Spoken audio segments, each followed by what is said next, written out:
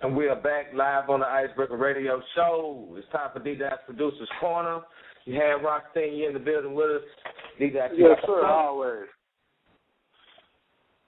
Yep. It's on your big back. You got the flow. All right, so tonight's guest is a producer from Fort Lauderdale, Florida, independent cat named Roberto Flack. Actually came across him a couple of years ago online doing some videos and some work on MySpace. Caller, 733. Yo, you hear me? Yeah, I hear him. All right, word. Yo, what's poppin'? What's happening, man? What's good with you, bro?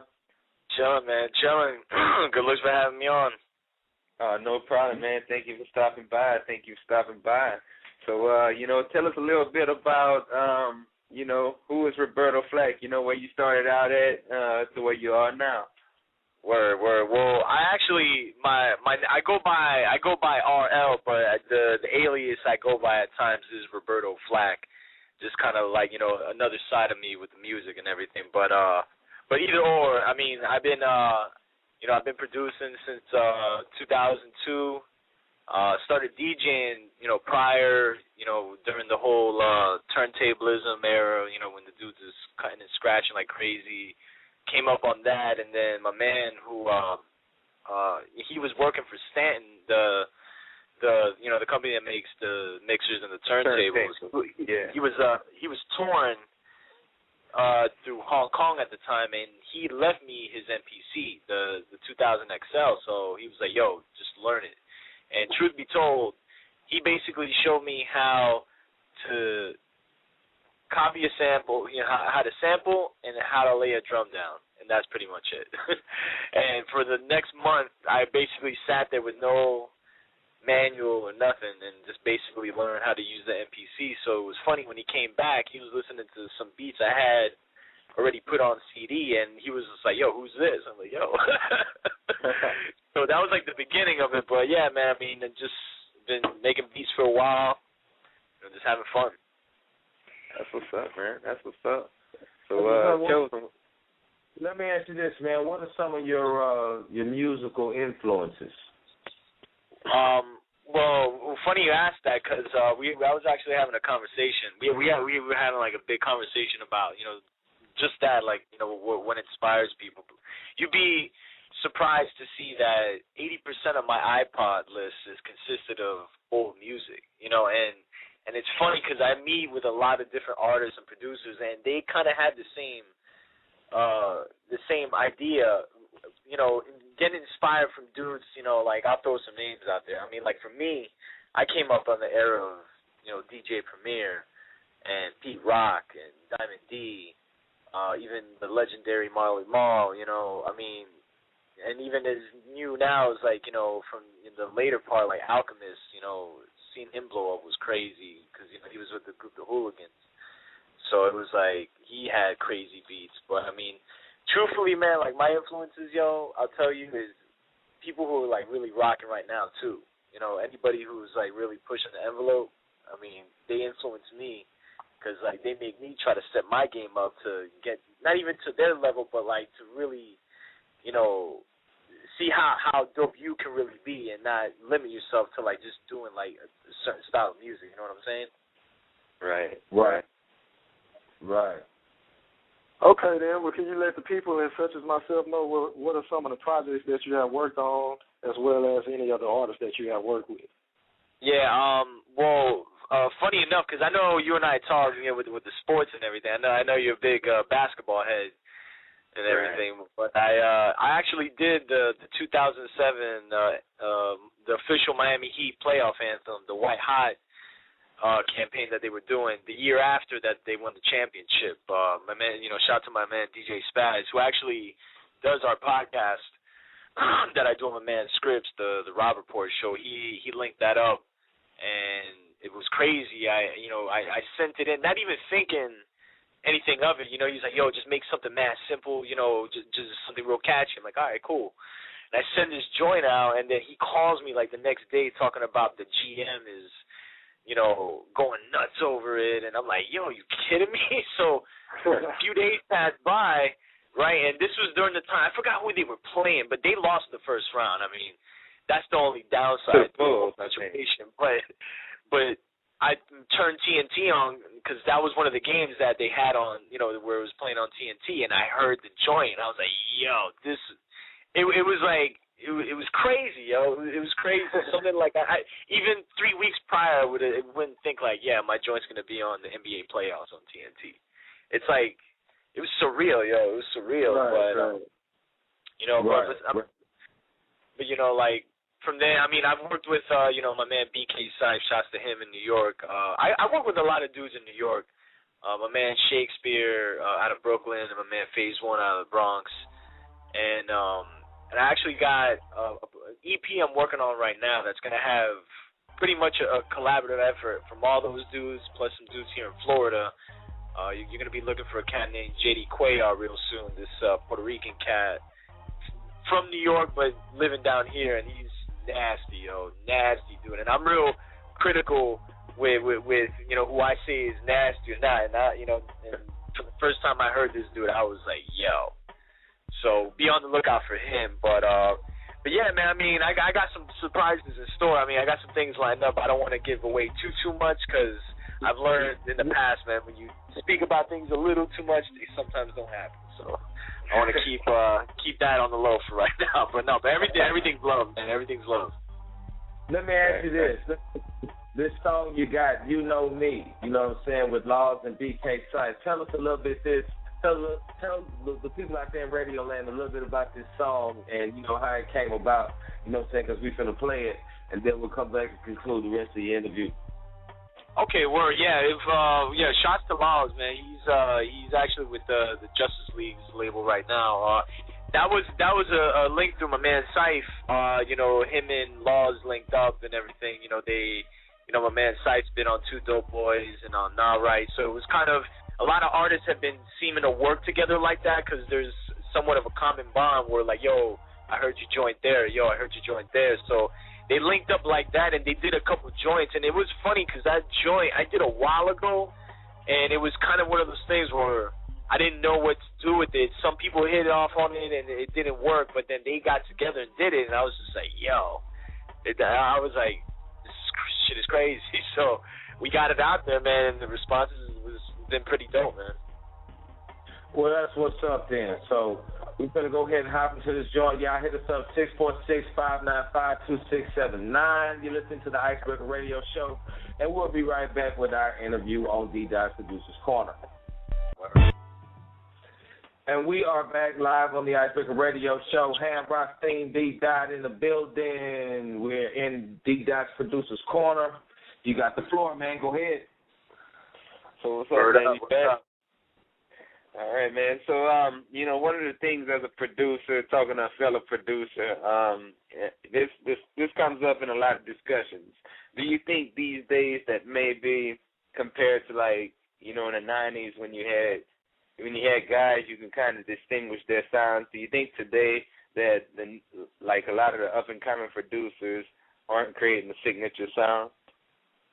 Yeah, that's tough. I mean, that's one thing about what makes you stand out as a producer. I mean, I think a lot of the things as coming up as a producer, you're gonna tend to gravitate to sound like somebody that you like. Like for instance, for me, I came up loving Premier and Pete Rock and Jay Dilla and these people, but it got to a point where I started exploring different sounds. I was like, okay, and you get used to doing a certain style that is far from like what you were starting from, and then eventually it's like a progress, and you eventually get to that point where you're doing that, where you have your own style. But yeah, I mean, there's people who will make like a Bangladesh record. There's people who will make a Wayne record like that, where the same drums, the same 808s.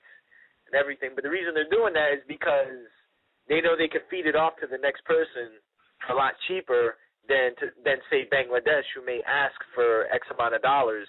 They can get it from the next man for maybe like 5 stacks, and that person will be happy. And chances are that person may not even get credit for it. Right. So it's really a struggle of do you want to be a producer for the long haul, or do you want to just make money and have a name tag to yourself? You know, so that's really the position as far as producers in the game. That's almost the situation that you're in. But there's now, I mean, with the internet and everything, man, there's like so many avenues that you can like tap into that, you know, it doesn't even need to be about like getting a beat to somebody. I mean, what if you got joints on video games? You know, how many of these dudes is caking off of that? You know, that's shit. You know, it's different times, man. It's different times. But I see what you're saying, though. I think that era, like the era of the 90s and everything, I mean, I think it was a situation, too, where there weren't as many producers as there are now and as many MCs, because with technology, the amount of producers and artists and what have you have increased because, you know, now everybody wants to be a rapper because they got Pro Tools in their crib, you know, right. So now you got to compete with the people who know they're making whack shit, but the reason they're making whack shit is because they know that's going to sell, you know, so it's a struggle, yo. I mean, we go through it all the time. Oh, man, you just made a valid point. But let me ask you this. I hate to put you on the spot, but right now in the industry, who are your top 3 producers in the game right now? Ooh, that's tough. If you had to choose. I know that's tough, but you got to pick.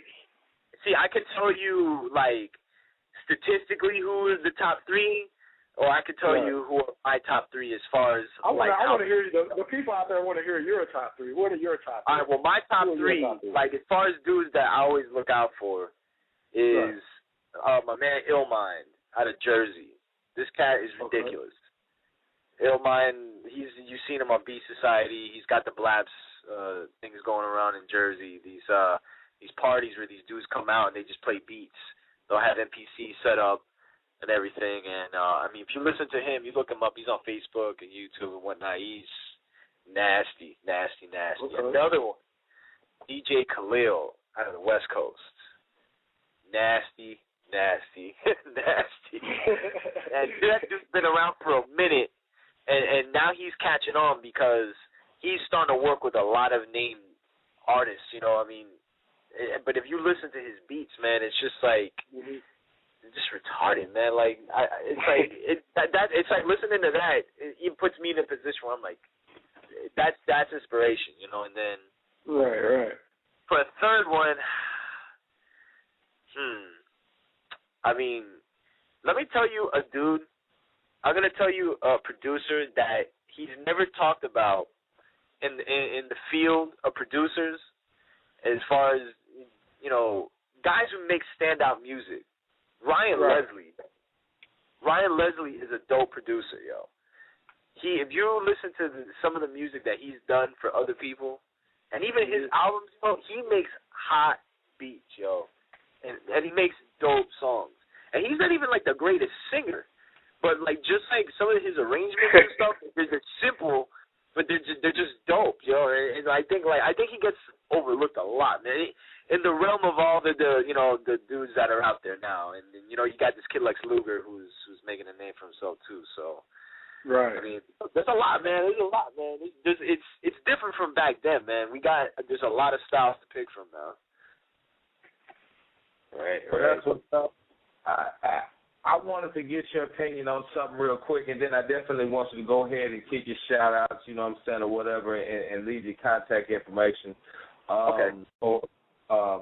But real quickly, about your opinion as far as musical taste, as far as about what's actually hot, what trend do you see, or what direction would you like to see music going into the future?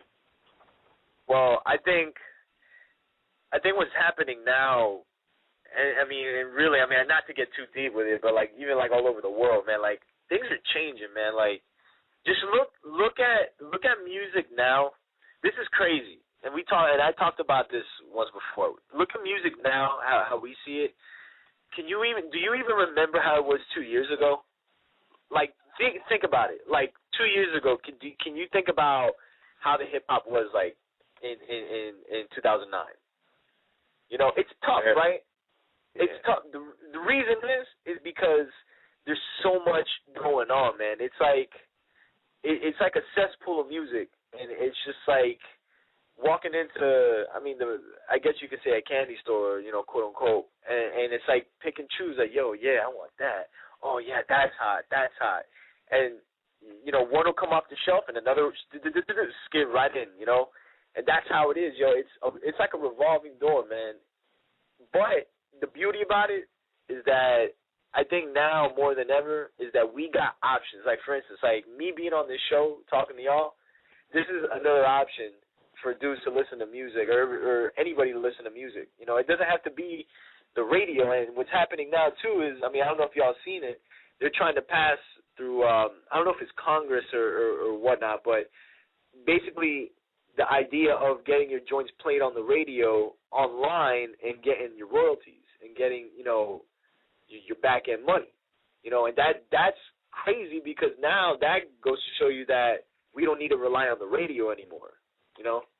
That's crazy, yo. Right. So to me, it's to a point where it's just like you don't need to make type of music just to like sell records, because now if you got a platform and the business is right, then it's sky's the limit. If they're going down that road, and it seems like they are. So I've always told artists in general, man, yo, just make the music you like to make, yo, because that when you do that you're gonna make the hottest shit. If you try to make a pop record just for the sake of making a pop record, it's going to fail. So it's just, like I always say, do you. All right? You got to have some emotion in the music. Great answer. Word. Yes.